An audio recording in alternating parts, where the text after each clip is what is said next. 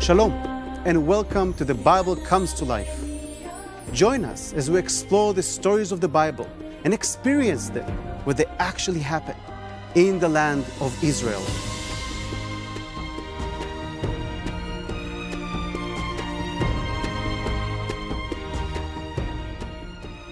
I'm Omer Eshel, official Holy Land specialist representing the Israel Government Tourist Office, North and South America, and your host. Today, we will visit one of the most important and significant sites in Israel, both for Christians and Jews, the Mount of Olives. The Mount of Olives is mentioned for the first time in 2 Samuel, when David flees from his son Absalom. We read in chapter 15, verse 30, "So David went up by the ascent of Mount of Olives. He wept as he went up, and he had his head covered and went barefoot. And all the people who were with him covered their heads and went up, weeping as they went up."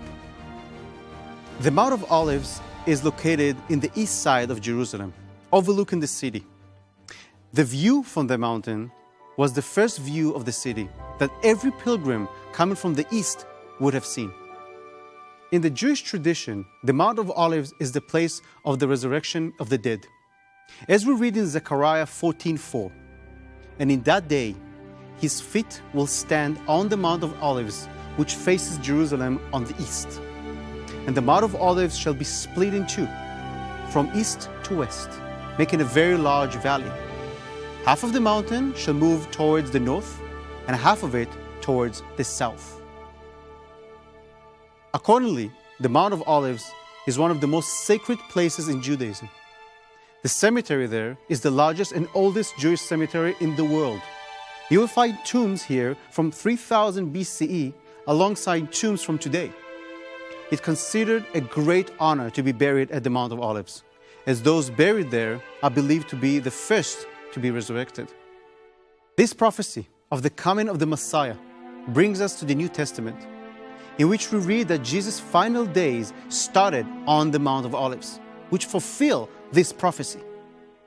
Along the side of the mountain, we find sites that mark events from the last days of Jesus.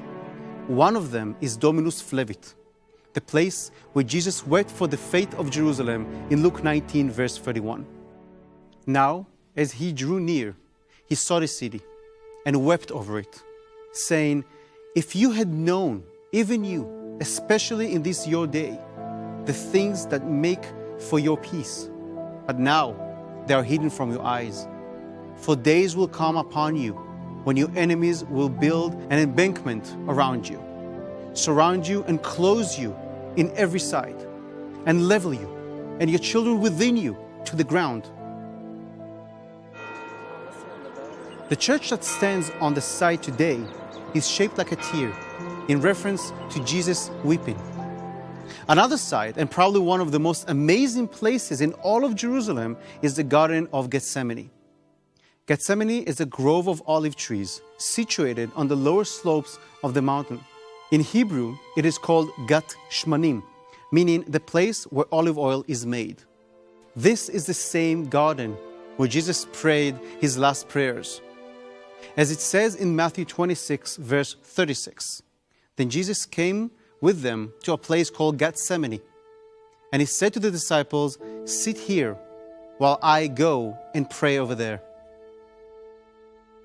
And the most amazing thing about it is that when you visit today, some of the olive trees you see are 2,000 years old, meaning that they are probably the same olive trees that were there when Jesus was there.